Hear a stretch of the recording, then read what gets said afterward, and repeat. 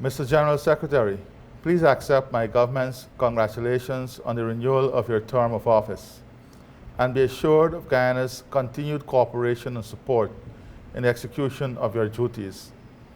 Guyana welcomes the convening of the SDG moment in order to explore best practices, lessons, and opportunities for resilient post-COVID recovery and ensuring the global community's commitment to the 2030 Agenda for Sustainable Development.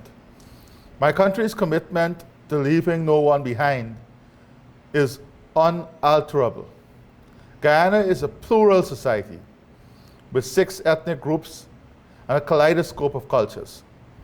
This diversity impels us to approach policymaking in an even-handed and inclusive manner.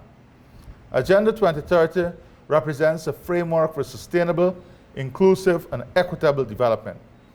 It is therefore imperative that the international community is not distracted or detoured from achieving the agenda objectives and targets. Unfortunately, even prior to the pandemic, progress on the implementation of the 2030 Agenda was slothful and lagging. The pandemic has only compounded this reality. It has reversed many development gains and has threatened the attainment of the SDGs. The uneven global response to the pandemic has not helped. In order to attenuate this uneven response, avert the adverse consequences of a two-tier recovery, and prepare for future exogenous shocks, greater attention must be paid to strengthening resilience, particularly for the most vulnerable countries, like small island developing states and low-lying coastal states. This will require debt rescheduling, increased access to soft resources, and increased financing for climate adaptation. In advance of critical summits and intergovernmental meetings, which are significant in the thrust towards accelerated implementation of the 2030 Agenda, I am pleased to take this opportunity to expound on some of the initiatives that the government of Guyana has been engaged in to further the achievement of the SDGs. First, recognizing that food systems are critical not only to the elimination of hunger and the reduction of poverty, but is also linked to the achievement of several of the SDGs. Guyana is spearheading the CARICOM Agri-Food System Agenda, which prioritizes regional food security and nutrition.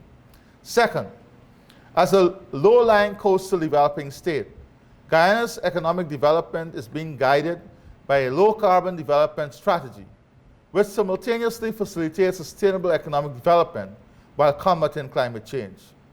Third, conscious that the pandemic has engendered learning loss, the government of Guyana is providing tangible support for learning from nursery to tertiary levels. This support includes the provision of 20,000 online scholarships to universities around the world for vocational undergraduate and postgraduate studies, intensifying digital learning, and preparing to make university education free by 2025. Guyana remains committed to presenting its second voluntary national review in a decade of action to realize the Sustainable Development Goals by 2030. Guyana will stay wedded to SDGs and will strive through its small but aggressive advocacy to ensure that this, the third decade of the 21st century, is characterized by transformation in which Agenda 2030 remains the primary guiding framework. I thank you.